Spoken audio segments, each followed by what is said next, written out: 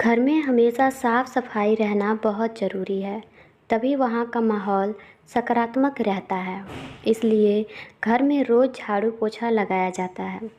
धर्मशास्त्रों में झाड़ू का संबंध धन की देवी माँ लक्ष्मी से होता है। यदि झाड़ू को लेकर कोई गलती की जाए तो माँ लक्ष्मी नाराज़ हो जाती हैं और वे रूठ कर घर से चली जाती हैं। इससे जीवन में आर्थिक समस्याएं, दुख आदि झेलने पड़ते हैं। इन स्थितियों से बचने के लिए वास्तुशास्त्र और ज्योतिष शास्त्र में कुछ नियम बताए गए हैं। इसमें घर में झाड़ू लगाने के सही समय से लेकर झाड़ू खरीदने का दिन और झाड़ू को घर में रखने की सही जगह आदि शामिल है। इस समय झाड़ू लगाना सबसे लाभदायी होता है। वास्तुशास्त्र के अनुसार घर में झाड़ू लगाने के लिए दिन के पहले 4 पहर को उचित समय माना गया है। वहीं झाड़ू लगाने का सबसे शुभ समय सूर्योदय से तुरंत बाद का होता है। ऐसा करने से घर में सुख समृद्धि बनी रहती है। घर का माहौल सकारात्मक रहता है। घर के सदस्य अपने जीवन में तरक्की करते हैं, उनके बीच प्रेम रहता है। वहीं सूर्यास्त के समय या इसके बाद रात में झाड़ू लगाना सबसे अशुभ होता है। ऐसा करने से धन की देवी लक्ष्मी रूठ जाती हैं और घर में दरिद्रता कलह बढ़ती है। घर में धन की आवक कम होती है या इसमें रुकावटें आती हैं। झाड़ू संबंधी महत्वपूर्ण वास्तु नियम। घर में किसी भी खुले स्थान पर झाड़ू न रखें। ऐसा करना अशुभ होता है। झाड़ू को हमेशा छिपाकर या ऐसी जगह रखना चाहिए जिससे ये किसी बाहरी व्यक्ति को ना दिखे। कभी भी मंदिर या तिजोरी के पास झाड़ू नहीं रखनी चाहिए। इसके अलावा किचन, डाइनिंग या बेडरूम में भी झाड़ू नहीं रखनी चाहिए, वरना आर्थिक और सेहत संबंधी समस्याओं का सामना करना पड़ता है। कभी भी किसी जानवर जैसे गाय या कुत्ते को झाड़ू से नहीं मारना चाहिए। ऐसा करना अपशकुन माना जाता है। यदि घर का कोई सदस्य किसी काम से बाहर जाए तो उसके जाते ही तुरंत झाड़ू नहीं लगाना चाहिए। ऐसा करने पर व्यक्ति को काम में असफलता का सामना करना पड़ता है। भोजन करने के बाद ना करें ये काम। भोजन करने के बाद एक बात का ध्यान रखना बेहद ज़रूरी है, वरना इस मामले में की गई एक गलती आपको कंगाल कर देगी। अक्सर देखा होगा कि कुछ लोग खाना खाने के बाद थाली में ही हाथ धो लेते हैं। ऐसी गलती कभी ना करें। भोजन के बाद थाली में हाथ धोना माँ लक्ष्मी को नाराज़ कर देता है और व्यक्ति धीरे धीरे गरीब होता जाता है। ये गलतियाँ भी ना करें। भोजन की बर्बादी करना या भोजन का अपमान करना माँ लक्ष्मी को नाराज़ करता है। इससे घर में आर्थिक तंगी छा जाती है।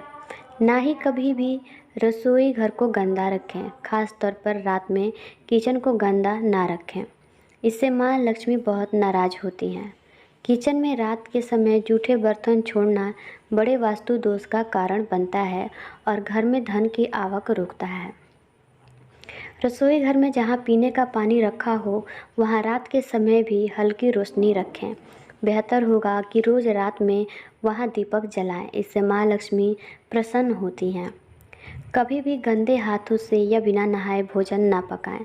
साथ ही भोजन पकाते समय क्रोध और नकारात्मक विचारों से बचें। अपवित्र शरीर और मन से पकाया भोजन शरीर को नकारात्मकता ही देता है, उसे कई बीमारियों का शिकार बनाता है। कभी भी दक्षिण दिशा की ओर मुख करके भोजन नहीं पकाएं।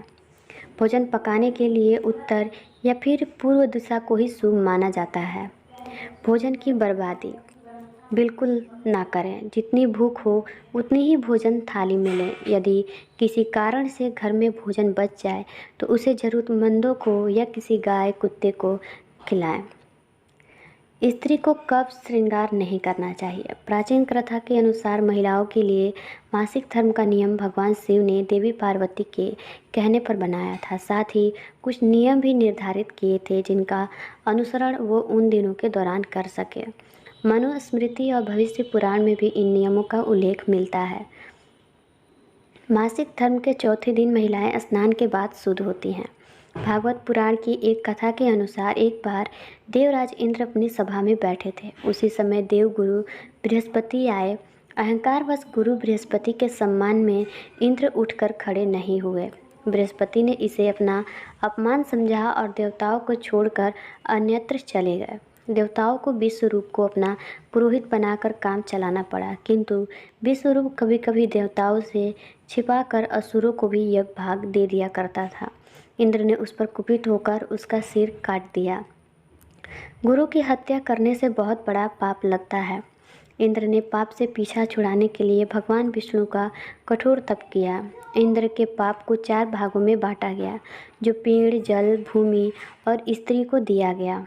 महिलाओं को हर माह होने वाला मासिक धर्म उसी पाप का हिस्सा है। शास्त्रों के अनुसार नहीं करने चाहिए ये काम।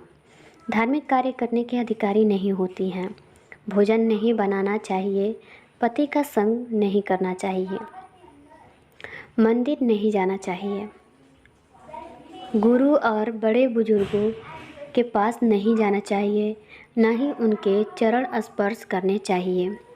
लोक मान्यताओं के अनुसार ये कार्य वर्जित हैं, जैसे कि आचार को हाथ नहीं लगाना चाहिए, वो खराब हो जाता है।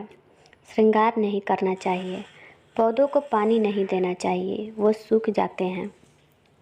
जमीन पर शयन करना चाहिए। घर से बाहर कदम नहीं रखना चाहिए, बुरी नज़र व बुरे प्रभाव में आ जाती हैं। वैज्ञानिक दृष्टिकोण के अनुसार महिलाओं को मासिक धर्म के दौरान इन्फेक्शन का खतरा बढ़ जाता है, लेकिन ये सिर्फ और सिर्फ शारीरिक क्रिया है। इस समय में उनके साथ अछूतों जैसा व्यवहार हो, ये गलत है। शिव पुराण के मुताबिक पार्वती माँ सती का ही अवतार हैं। राजा हिमावत और रानी मैना की पुत्री पार्वती बचपन से ही शिव भक्त थी और पार्वती के जन्म पर नारद मुनि ने भविष्यवाणी की थी कि वह भगवान शिव से ही विवाह करेंगे। बड़ी होने पर पार्वती की शिव के प्रति भक्ति बढ़ती ही गई। कई सालों की तपस्या और कई बाधाओं को पार करने के बाद शिव और पार्वती का विवाह हुआ। सबसे बड़ा गुण और सबसे बड़ा पाप। एक बार माँ पार्वती ने भगवान शिव से पूछा कि मानव का सबसे बड़ा गुण क्या है, मानव सबसे बड़ा पाप कौन सा करता है। भगवान शिव ने उसका उत्तर एक संस्कृत श्लोक से दिया। भगवान शिव ने कहा, नास्ति सत्यात् परो नानृतात् पातकम परम। दुनिया में मान सम्मान कमाना और हमेशा सत्य वचन बोलना सबसे बड़ा गुण है। भगवान शिव ने पार्वती माँ से कहा कि इस दुनिया में सबसे बड़ा पाप बेईमानी और धोखा करना है।